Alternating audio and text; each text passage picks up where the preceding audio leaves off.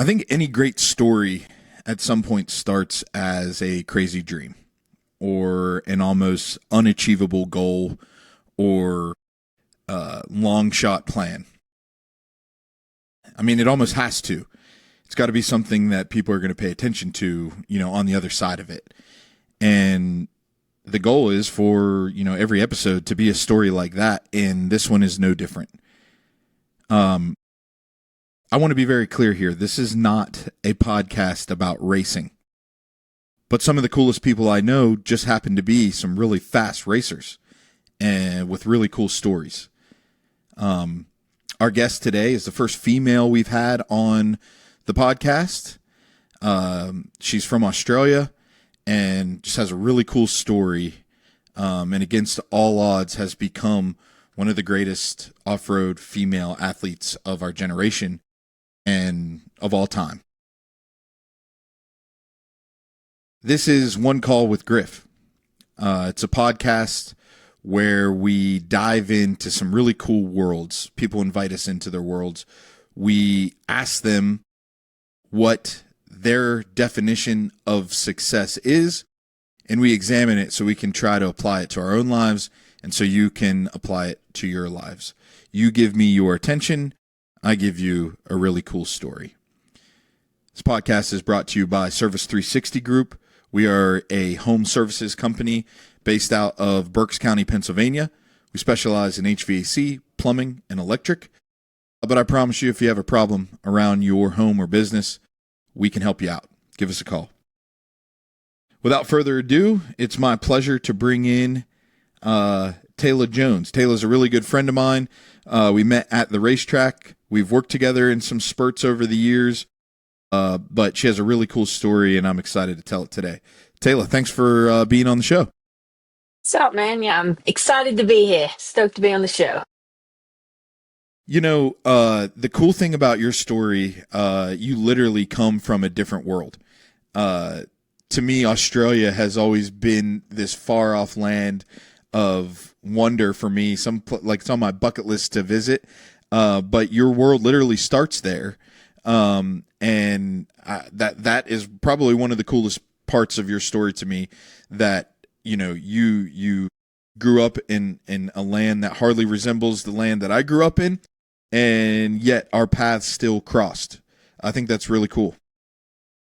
Yeah, it is pretty crazy, especially I know the people that I get to meet on this side of the world, compared to where I was from. But like just looking back to seeing where I was as a child growing up in Australia and then being over here, being able to live my dreams, it's a huge thing. But I don't know. Everyone he says that they want to go to Australia, so I'm very privileged to have been born in a land that's so great. Take me through, I know what it's like, the motocross and the GNCC scene here in America. Take me through what it was like to get started in, the sport over there. What does the sport look like over there?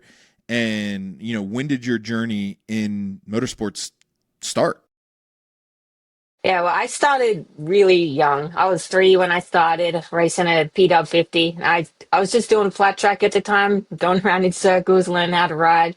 But the whole industry down in Australia is it's a lot more laid back, but a lot smaller also. So it's like growing up there, it kind of like it gave me a small version of what I'd get over here kind of thing. And I started very young. I was doing motocross until I was 16. And then I started off-road, and then it just grew from that. But the off-road down there and the motocross is just like we get 100, 200 people on the weekend. It's pretty small. Not a lot of classes, not a lot of support that we have from the outside. So when I came over here, it's like the whole world just got really big and huge. Whereas like down there, it's a pretty small industry. Yeah. I see over here that it takes like a particular type of family to, go on this journey of pursuing the sport.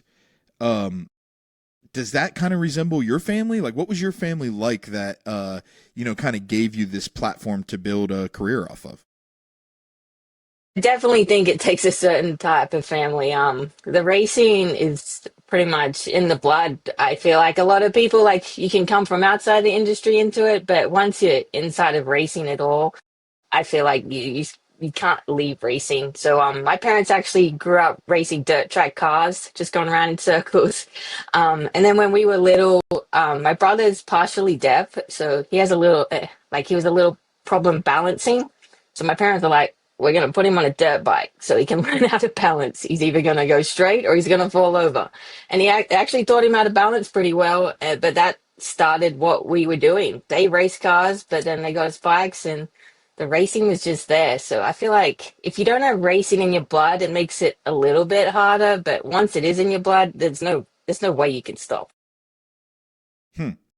So when I look for, what I look for out of a good podcast is to transport me from whatever I'm doing into, a different place. And like really just suck me into the story that's being told.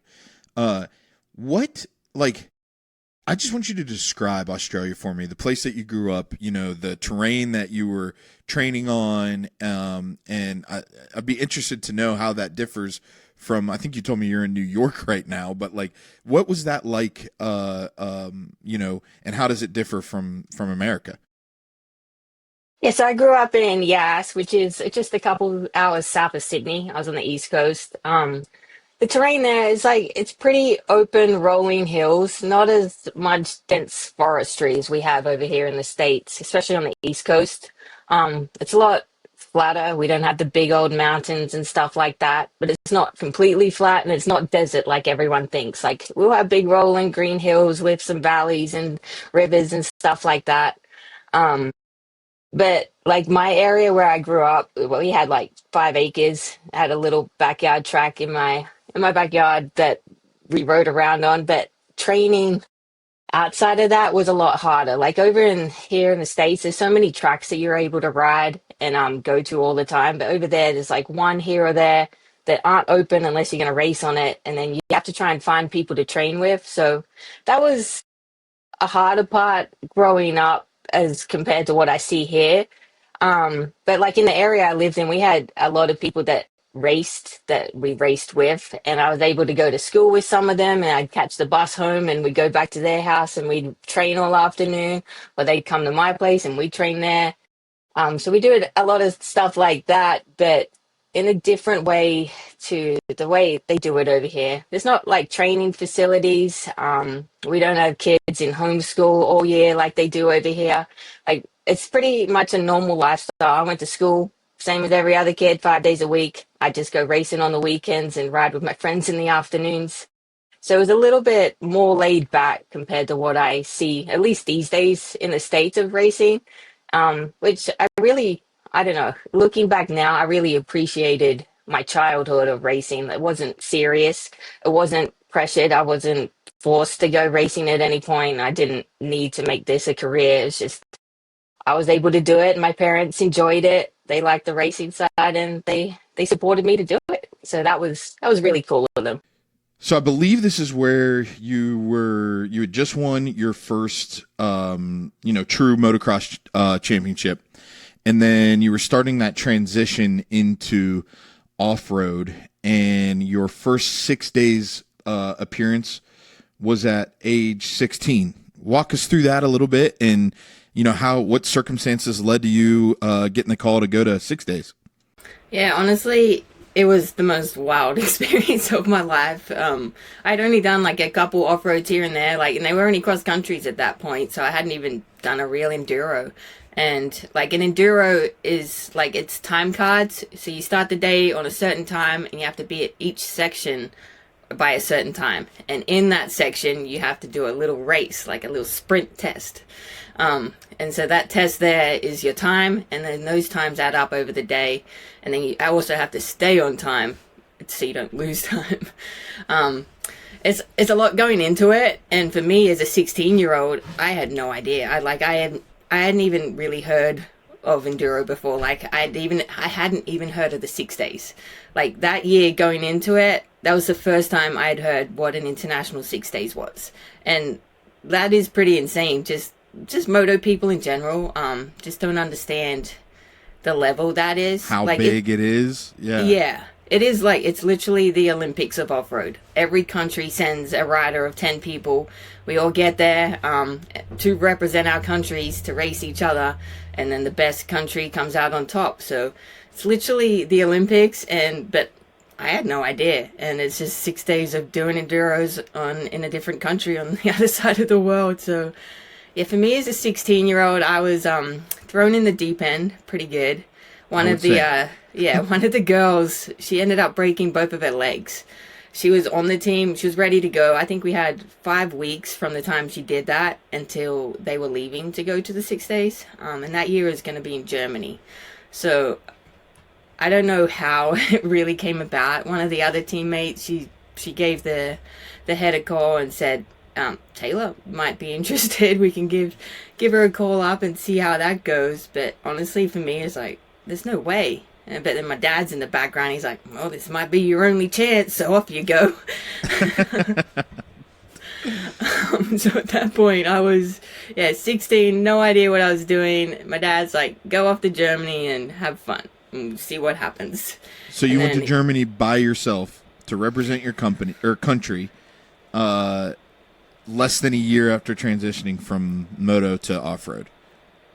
Yep, that's exactly what happened. Yeah, I went with the team, so I wasn't completely alone. But yeah, my parents just sent me off. I rented a bike over there. I'd never ridden it before. I had barely even changed tires. Like, I had no idea what I was doing. That whole 6 days, I changed one rear tire in 6 days. Wow. Yeah, going back, looking at that now, that would be the most insane thing to do. Like, every time I race now, it's like I change one a day. Like, one rear, one front, every single day. So, yeah, that was Absolutely. crazy. I And yeah, struggled so take us through that. big time. You had like you're the only one that can work on your bike during this time, and so your bike has to hold up. And you're doing most of the maintenance, in competition, right? Yeah, so 6 days it's like a large version of an enduro. So over 6 days, we start on a time card and we race for like 8 hours a day, and those times will add up. But at the end of each day, we only have 15 minutes to work on our bikes, and no one but the rider is allowed to touch it. So Yeah, we so come that's just a in.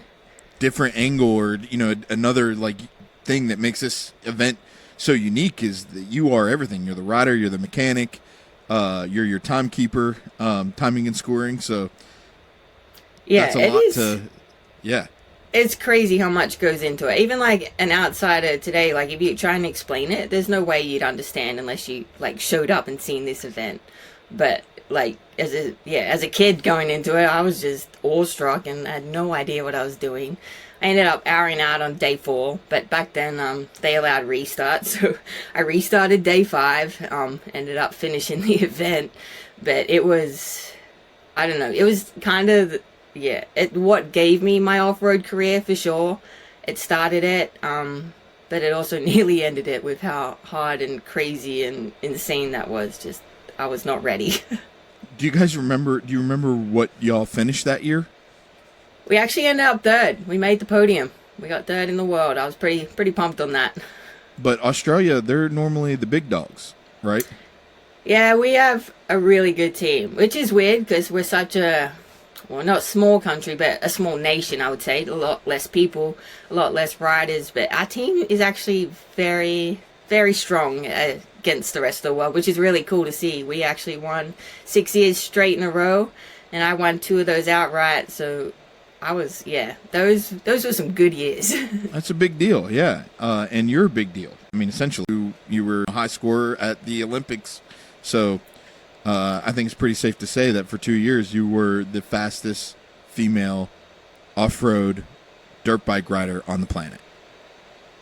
Yeah, it's pretty cool. Like your first trip over here, it was Powerline. So was that in the spring, or was that no? That was in Um, the fall because you raced Ironman too that trip, right? yeah, yeah. Those are the last 2 rounds of the year that year, so October. So after that, when I went back home, we were on our break as well, which we call that summer break. You guys are in winter at that point. But we don't race over December, January either, because just because it's so hot down in Australia. But then once we came back that following year, I kind of didn't really have like too many plans to come back to the US straight away, just because I hadn't like I had to save up money. It cost quite a bit, and we had to figure out which races we wanted to do. But 2015 was the year I moved to Yamaha.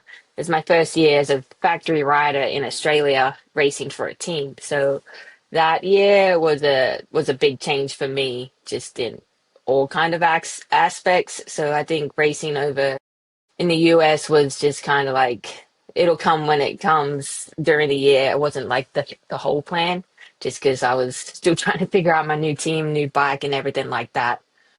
But so 2015, when I ended up coming over here, I actually raced for Randy on the Ampro team, which was Okay. cool. Yeah.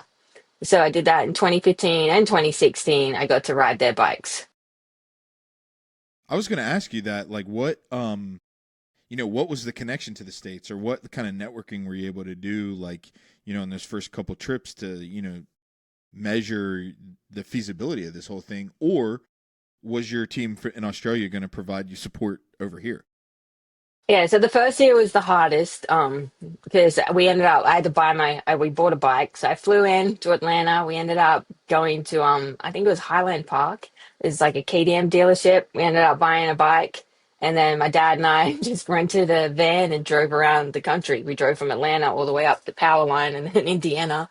And then I actually sold that bike at Ironman. I raced it that day and sold it to a kid that afternoon.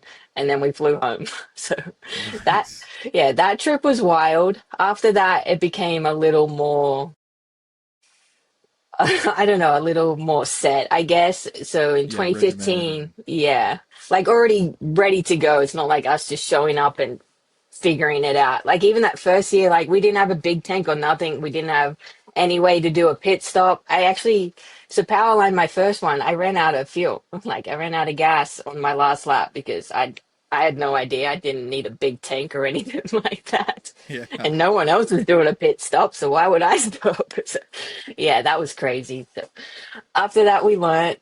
And then the following year, being with Yamaha in Australia really helped. They like just the connections they have all over the world. So my boss in Australia ended up calling Randy over here, and Randy gave me a bike for a few races. So that connection like really helped. Just having like people from Australia being able to give me a leg up over here as well, kind of thing. That changed. The a couple things I want to point out here. What was it like to? Well, first, do you remember the conversation with your dad being like, or your family, like, "Hey, mom, dad, I want to move to the United States and pursue this as a career." Like, what did that look like? Number one, and then number two, like, how important was it to have your family's backing through this whole thing? Like, your dad came over with you and drove you around the country. Like, that's got to be like so cool. Yeah, 100%. If I didn't have my parents backing through all of it, there's no way I'd be here. Like, even as a kid growing up, just having them, like, they take me all over the country. We've been all over Australia. Like, yeah, there hasn't been somewhere I haven't been to just race my dirt bike. And as a kid, like, they had no obligation to take me anywhere to do that. And it wasn't like I was great at it as a child. Like, I wasn't winning. I wasn't factory like the kids these days chasing after contracts and doing like that kind of thing. They just did it because they loved it as much as I did. They're just a sport.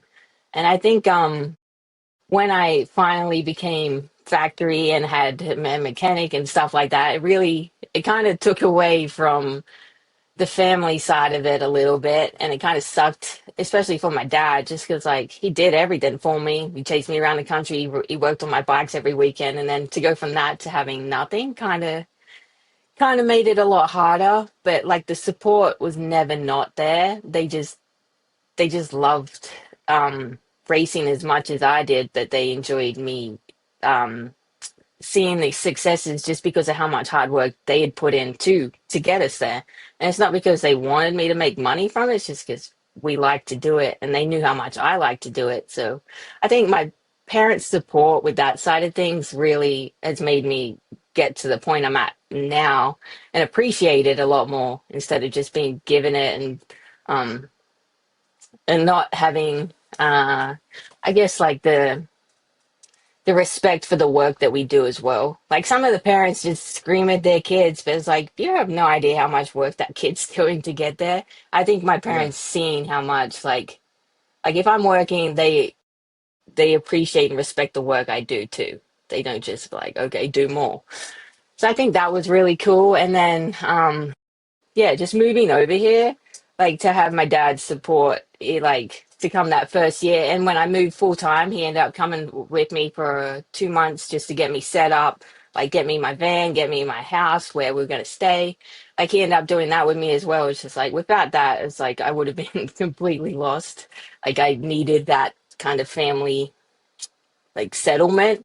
But then when he left, it definitely got really hard. It's like I'm just here by myself on the other side of the world, and it's not like I can just run home and say, "Hey, like here's my family." So that was a little tough, but like talking to them every day, and they got me through like all the times just being able to talk to them, and just having this career kind of like I think the enjoyment I got from the career made everything else worth it because I just love racing so much. If that Yeah. makes sense. No, it does. Um, what did you learn about yourself in that time? In that time, your first time away from your parents, away from your support system, you're out on your own literally a foreign land, trying to figure it out, trying to make a name for yourself. Like that would have killed a lot of people's journeys right there. I think the way I grew up kind of like led me into being okay with that a lot more. Like when I was 16, they sent me off to Germany by myself. Like my parents weren't like very coddling parents. Like they were okay with me not being around kind of thing, and I was okay not having them around as well. It's like I loved like my parents at the races.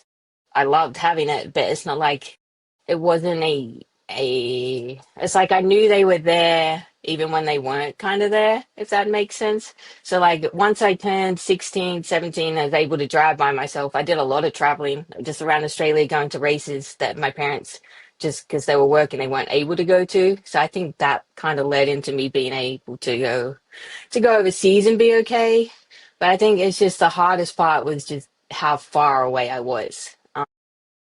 And that mentally like took a little bit to just get used to. Like I said, I just can't run home when I need to. I'm on the other side of the world. So I think like that mentally, like it just I just had to decide like you gonna be okay or you gonna go home. But like I yeah, I was okay. I found friends, I made it work, and then I kind of just settled into like whatever was happening was happening. I started traveling all over America. I got to see a bunch of different things, and then I started meeting people. And then once I like had a good group around me, it became easy and normal. And now, like my whole family, pretty much, other than my real family, my blood family's at home, but my family is over here now. Like the amount of people I Yeah. have in my group. So, how long did it take you? Well, first of all, what was your first year running?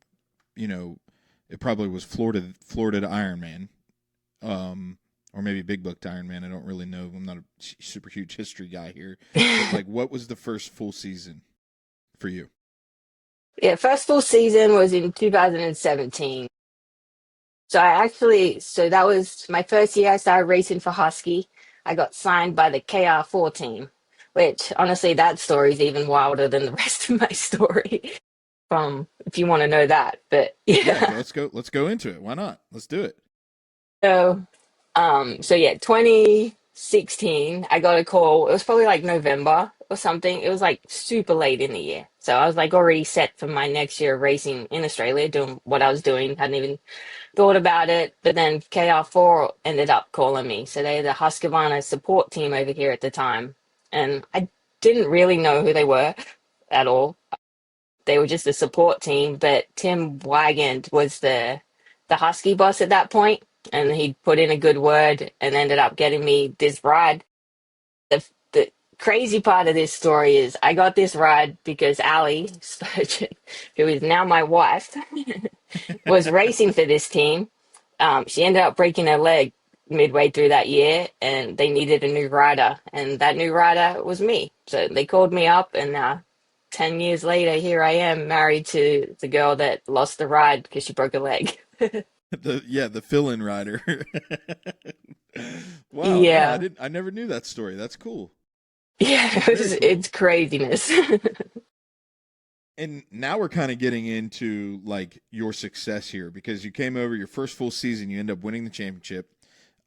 You end up being named the AMA Female Rider of the Year, which is a huge honor. Um, did you have like was that in your crosshairs? Was that like a goal of yours to come over here and be the best at all costs?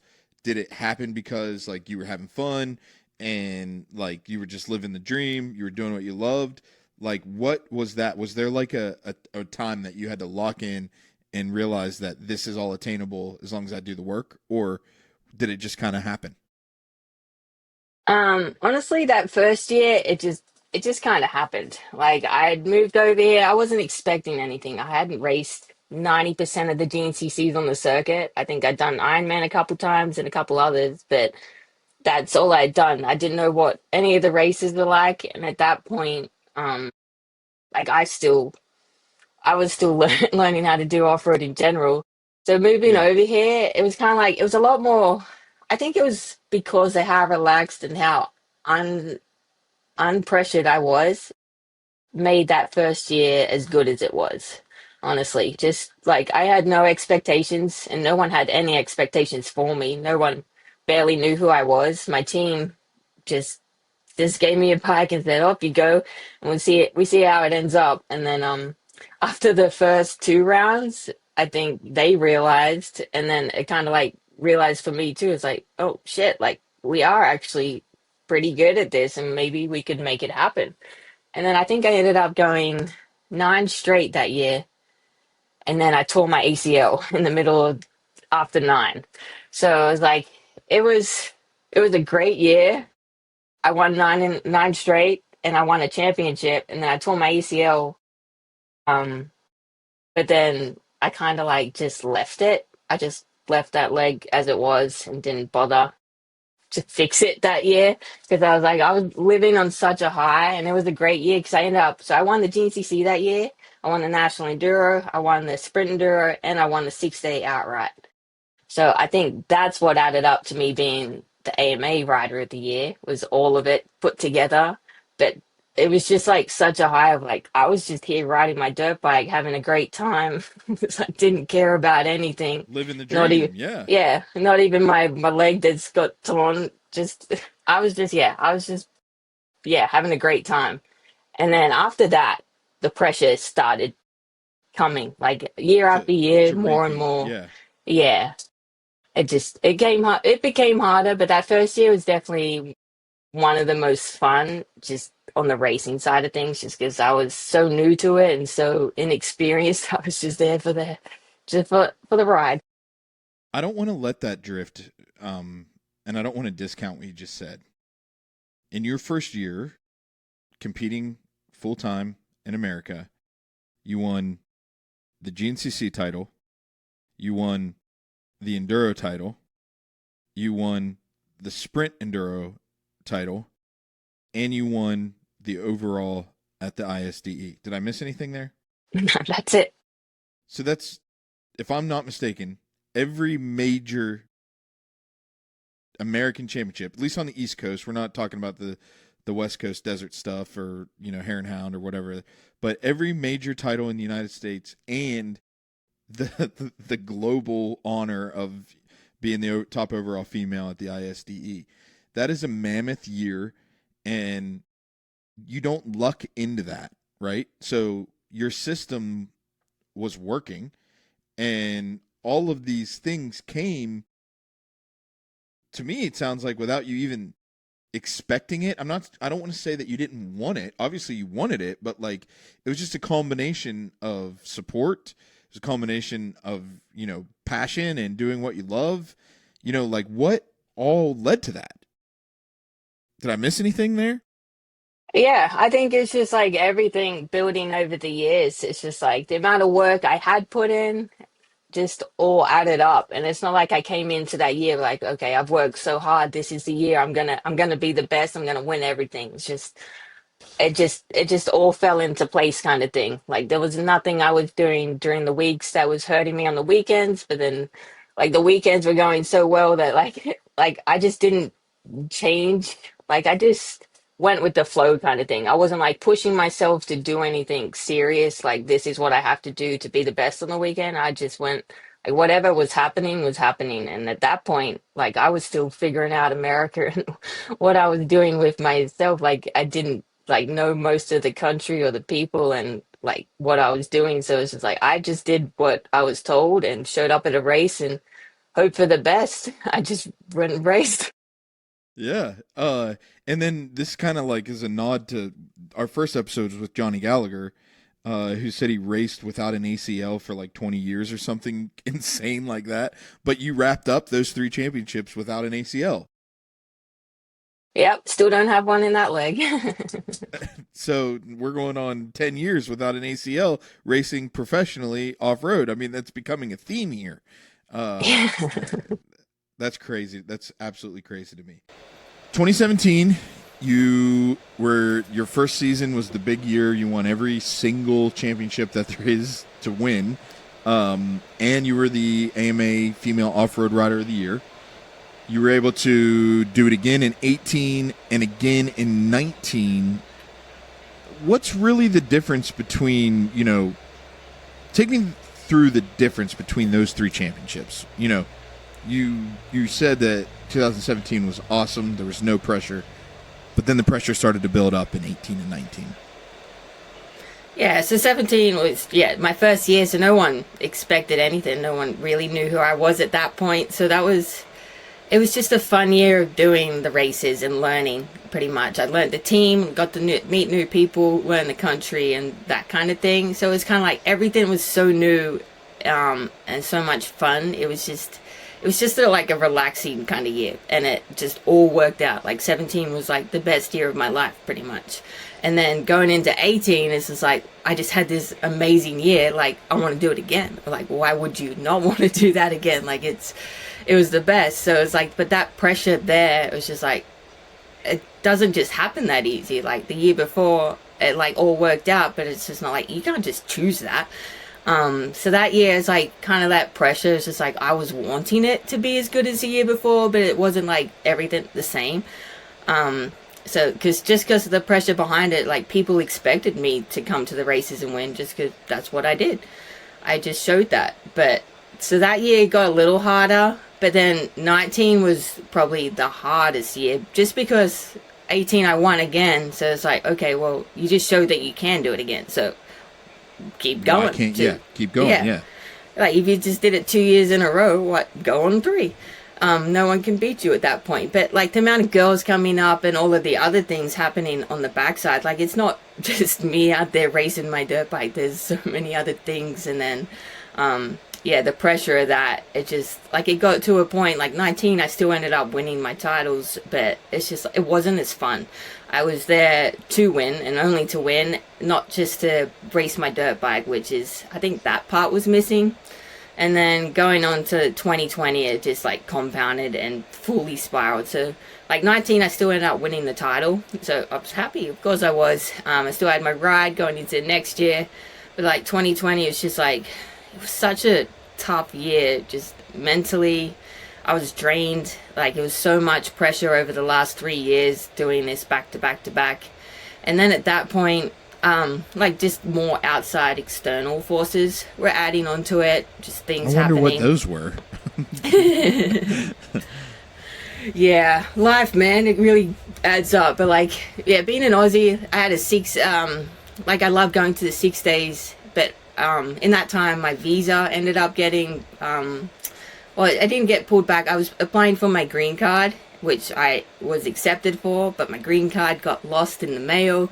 So it ended up taking 3.5 years to get my green card before I was allowed to leave the country again. And at that point, like, I wasn't allowed to go home and see my parents. Like, I couldn't go anywhere. And that kind of really compounded it. Just, it's not like that I needed to go. It's just the knowing that I was stuck kind of thing. It's just like the mental side of that made it hard, and not being able to go to 6 days with my team and stuff like that. It's just like, it really sucked in that point. And I wasn't enjoying the racing as much as I used to. It's just, I was there to do my job and then leave, go back and do it again the next weekend kind of thing. So, I don't know, those years just, it got really hard, and then the injuries started coming, and then those compounded really fast, like from 2020 to now. It's, yeah, a lot of injuries. I want to get into your injuries, but I don't want to gloss over this time period, because we've already established, you know, how big of a support system you had and how much support you had from your family. And you're basically saying for those 3 years of the green card mix-up, you weren't able to go home and see them, right? Yeah, like, it was terrible. Like, I couldn't, like, I can speak to them all the time, and it's not like I went back every other week to see them. It's just, yeah, for 3.5 years straight, I wasn't allowed to. Like, no, like, they could have came over here, but the trip with my parents and everything with their business is hard. It makes it a lot harder. And then in that time, yeah, it's just like not being able to see friends from home, that kind of thing, and just traveling to where I was from. It's just like, it's a weird feeling. It's like, not like I said, like, I don't need it, but it's like, it's a want still. Like, I still love going home. I love seeing my friends and family and being there in my country. So it's like, yeah, it was hard. And at this time, you've only been in the States for 3 years. What did your support system look like over here? Just the team guys, or, you know, like what did that look like? At that point, a few years in, I've been building it. It got pretty good. I was around a lot of, like, different races in the first few years, and I kind of, like, over those years, I figured out where I kind of fit in and where I needed to be the racer I wanted to be. Like, I enjoyed all the years that I had, but I think the support I needed came, like, over the years, and then it built into this circle that I have now. But, like, in 2020, it was kind of tough. Like, I was still in the transition phase. I hadn't met a whole bunch of people. Like, I have all the people at the races, but it's not like I hang out with them every day. And then I have my team, but my team it was not a team that was like a super close one. Like, half my team's out in California, and then they'd come to the races on the weekends, so it's not like we could hang out those times, like, during the week, which made that hard as well. So in, like, 2020, building my circle was like in the middle point. Like, I was still figuring out who I needed to be around and who it was good to be around.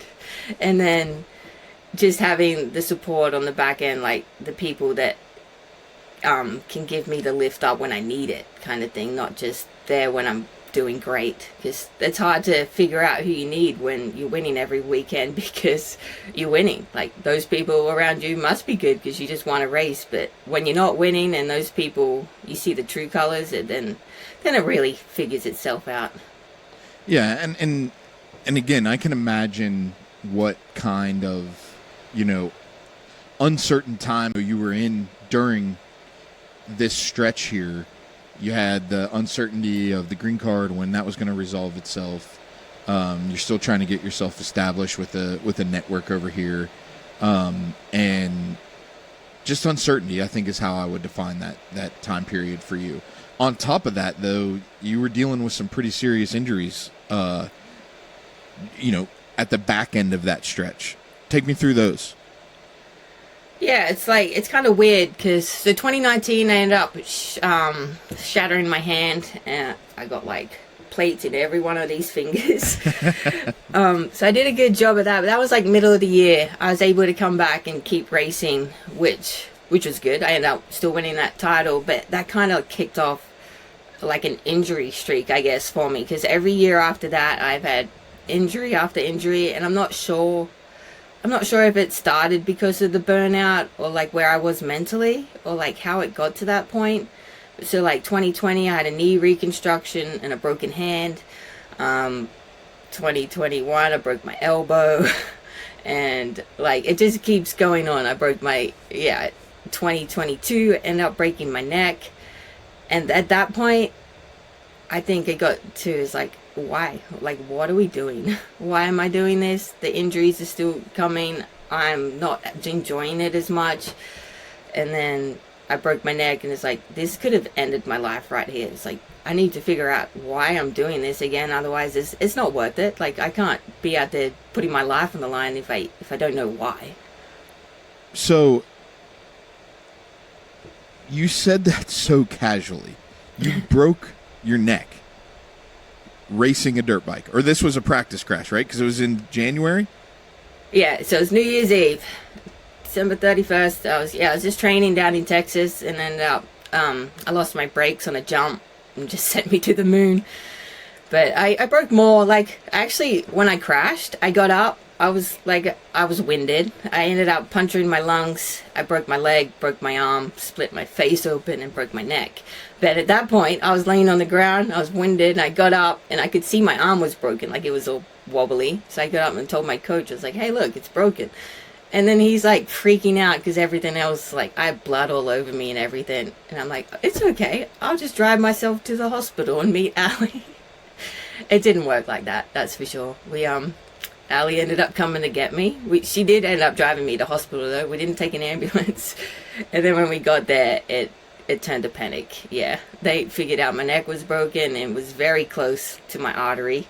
Way too close for comfort, that's for sure. And like, if 1 more millimeter, I would have been stroked out on the floor. So we got lucky on that one. All from, I mean, and at this point, this was your job, right? You're just trying to do your job. And this moment was kind of like oh crap, we need to, let's pump the brakes, let's reassess, right? You touched on the question that I think everyone comes to eventually. Why am I doing this? Right? Yeah, for sure. Like at that point, like I hadn't been having as much fun over the years as I was back when I was winning, like 2017, 2018, when it was still new and fresh. At this point, it was still a job. I was doing it every day. The end of 23, end of 22, right before I broke my neck, I actually felt really good, but it was like, I still didn't know why I was doing it. Like, I loved riding my bike, but it's like, why am I going racing next year? Like, I didn't really understand what I was doing it for. And I hate that it happened the way it did. Like, obviously, I don't want to break my neck to have to figure out why I'm doing something. But I think that kind of, like, it stopped me, and it made me sit back and be like, okay, I actually have to question this. I can't just keep going on because this is what I do. It's like, I actually... like, this is my life. Like, I have a wife now. I have obligations. I can't just screw around and hope for the best. So it's kind of like that point just gave me a reason to find my why again. Yeah, and I don't want to say that you didn't have anything to lose over here from 2017 to 2019, 2020. But you were still kind of building that. And you get to this point now, your relationship with Allie is developing. I believe the neck injury was a couple weeks before your wedding, right? Yep, 13 days. And so, like, I can relate to that question.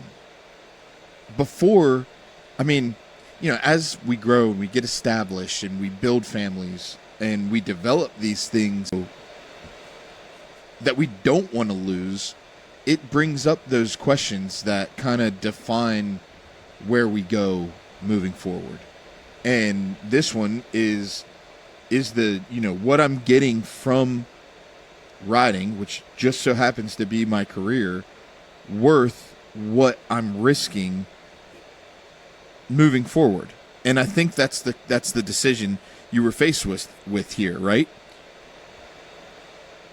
Yeah, 1,000,000%. Like, I had to really make that choice, but I had to make it because there was a reason for it. Like, like I still had my ride in 23. Like I broke my neck on New Year's, and I was able to ride again 3 months later. I think I was cleared, so I still had my contract. I was still able to go racing, but at that point I canceled it. I was not in a place that I could have went racing. I don't believe, just mentally I wasn't able to like figure out. I wasn't able to figure out the why I wanted to go out there and maybe risk my life again straight away. Like it took a couple years at that point. So 23, I ended up taking off. I canceled my contract, and then 24, I wasn't even offered anything because I didn't race 23. Right. Those years, like I was just figuring out who I was. Like my whole life from 3 years old until at 27 at that point. That's all I'd done. Every weekend was racing dirt bikes. That's all I knew. So it was like it was a huge change at that point. I wasn't racing all the time. I was still training kids. I was still riding when I could, but it wasn't anything like it used to be. And I didn't know where I wanted to be, honestly. Like I still hadn't had that passion for racing back yet, and I still hadn't figured out what I want to do with life outside of racing. I was like in a really weird place, but I needed it. I really, like, looking back now, I really needed those years to just reset me and like, okay, figure out life. Because, like, you're a human before you're a racer. You gotta have the rest of your years. I'm not gonna be racing when I'm 70 years old as a pro. So, like, yeah, those years were needed, but definitely hard years. It sounds to me like you kind of had to, re-court or re-engage or fall in love with riding again. You had to kind of lose it for a minute and really question why, because you had all this other good stuff going in your life. And I think riding and competing in general had kind of made you who you are up to that point. And then you developed all this stuff like on the side that kind of added to that made you question almost who you were. And then, it took almost losing that part of it to realize that it was, super beneficial and kind of made you who you were in the first place. I know that was a lot of words and a lot of like jarble right there, but, you developed a life outside of it that almost was made riding not worth it. And then, so you kind of like let riding go for a little bit, on purpose and out of necessity, but you had to do that to find out that it was a true part of who you were, and something that you loved all at one time. Does that make sense? Yeah, 100%. The way you word it was long wording, but that's exactly how it pretty much went. I had all of my outside things, but I needed to find that love again for the reason I was riding my dirt bike. Like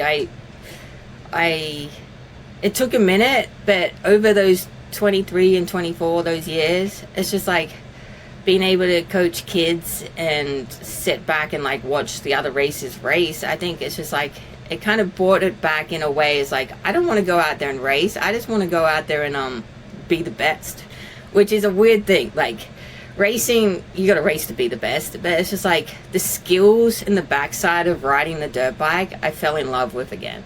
Like it took not having a race to go to want to go training kind of thing. It's like when it was my job and I had to wake up every day and go and pound motos, it was like got to that point. It's just like I didn't feel like it, but in 23 and 24, it's like I didn't have a job to go do. I was just like, I wanted to go and ride my bike because I wanted to ride my bike, and I just wanted to learn new things and like new skills just because I felt like doing that.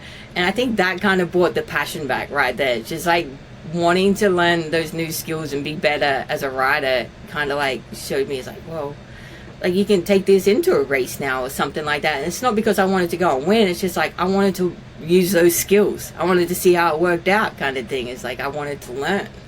I was back at like my beginning. Yeah, fun came back into it. And this kind of brings us to where you're at now.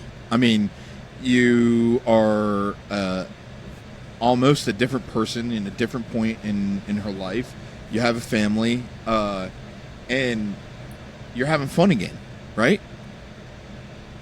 Yeah, for sure. Like, I am having more fun than I probably have over my whole career right now. Just the team, my backing, just the mental side of things. Like, I am enjoying racing more than ever. And I'm not even winning. Like, I have a broken, like, I just broke my leg this year.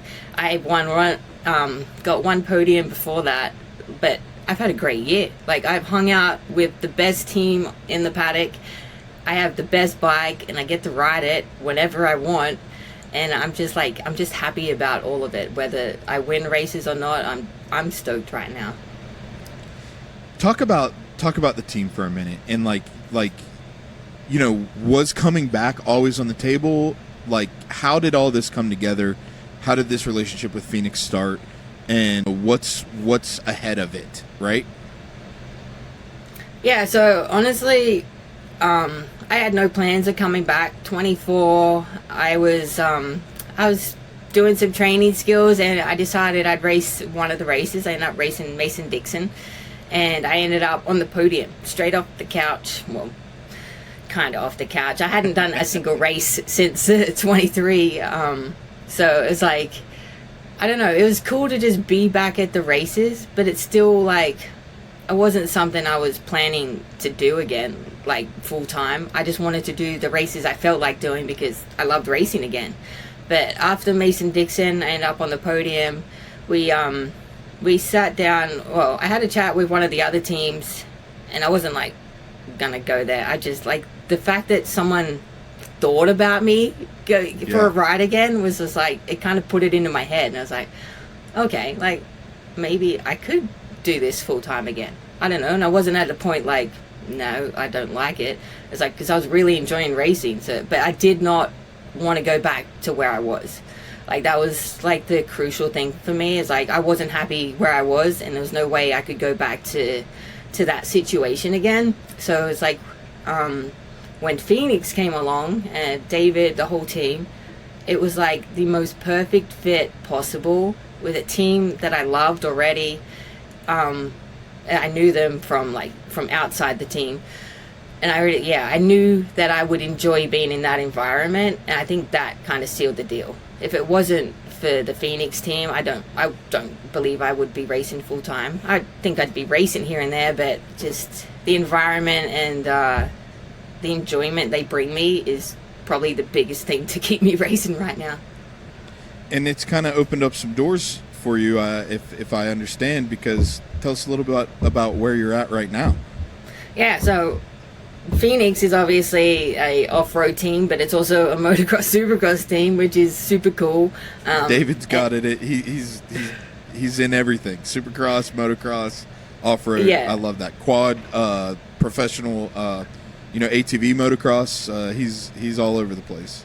I have never met a guy that loves racing more than David. Like, if you go to his shop and see like all the memorabilia and stuff like that, it is insane. Like, you could start a whole museum with the stuff that he has just in his office. And I was like the love that he has pours over to everything he does in his team and all the racing. So that's really cool.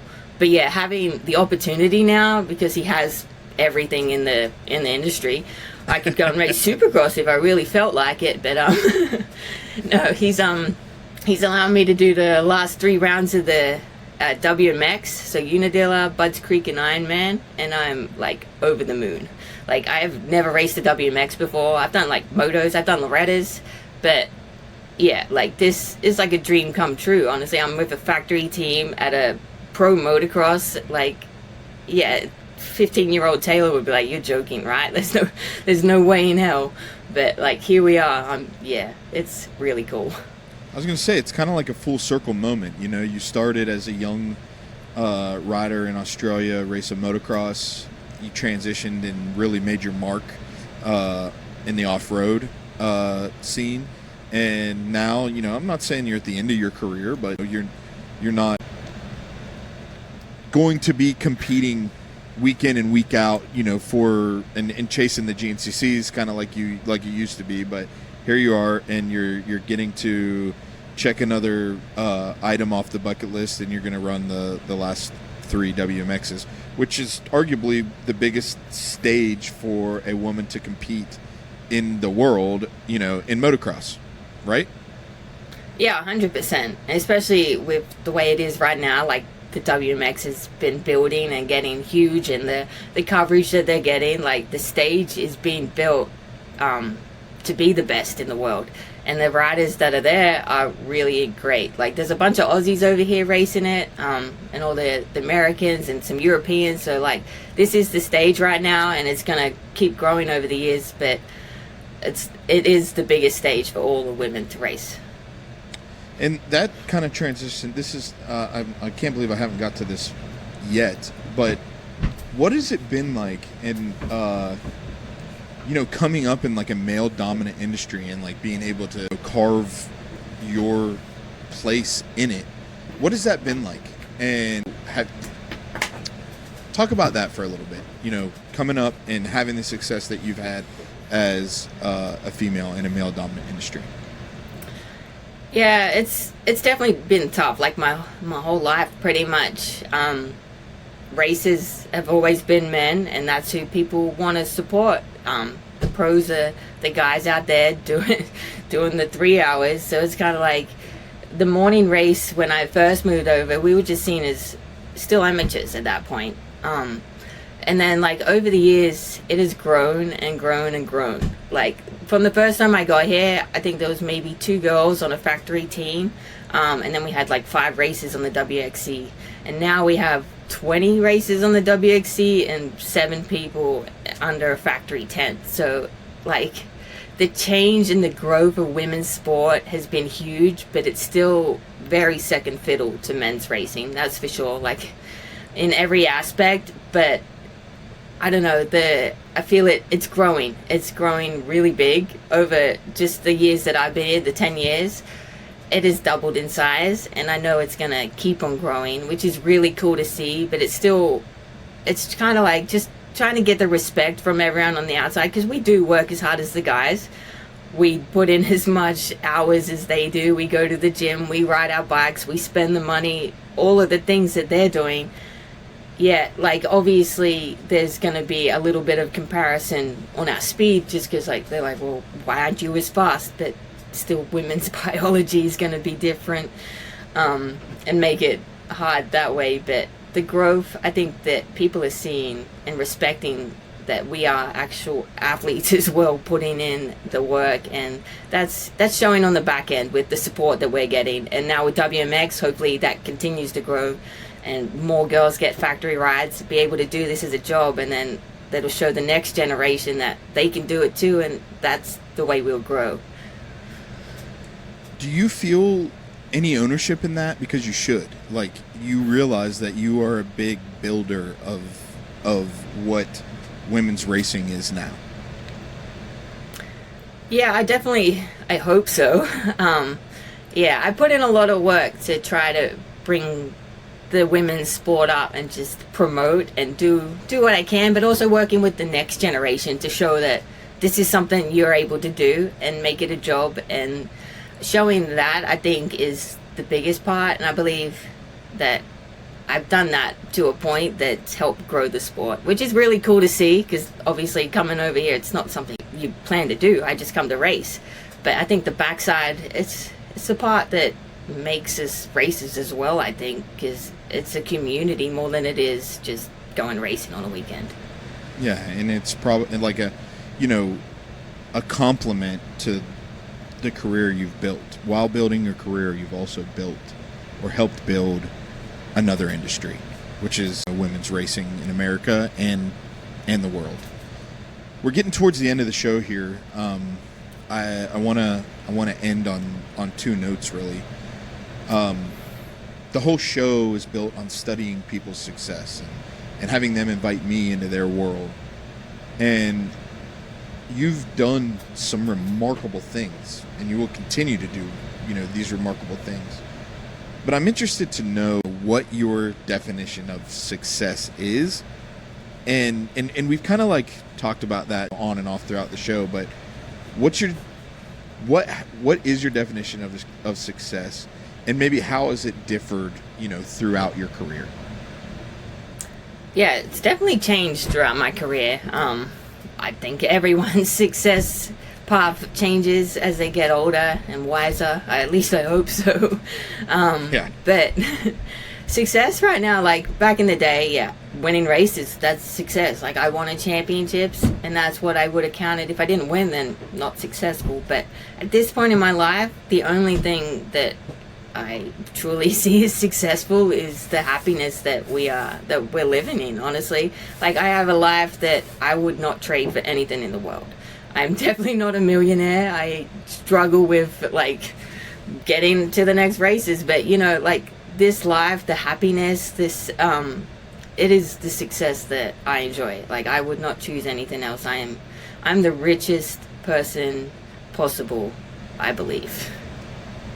Wow, that's powerful. And I kind of want to close with this. Like, why? We talked about your why throughout, but like why now? And what does that why look like going forward? Why do you do what you do? Yeah, the why now is just because I love it. I guess I love the sport, I love the community, I love the industry, I love every part of it. Like it's not the racing anymore.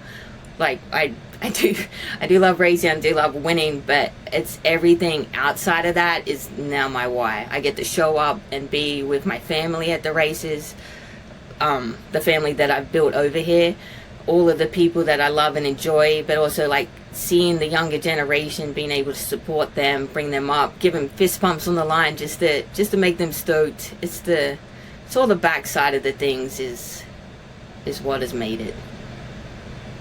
Yep. Well, man, I can't tell you, this has been a very good conversation for me. It's been very interesting.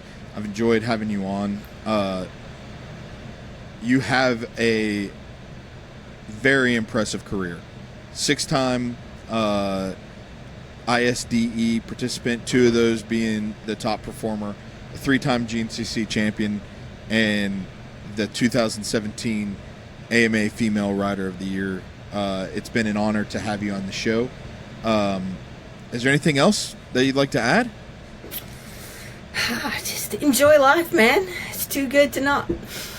Yeah, no, I hear you there. I say this, I've been saying this a lot. It's become somewhat of a theme, but I feel like we could have sat here and we could have talked for hours. And I consider you a friend of the show, so we might have to have you on again one day. Yeah, for sure. There'll be more stories to tell.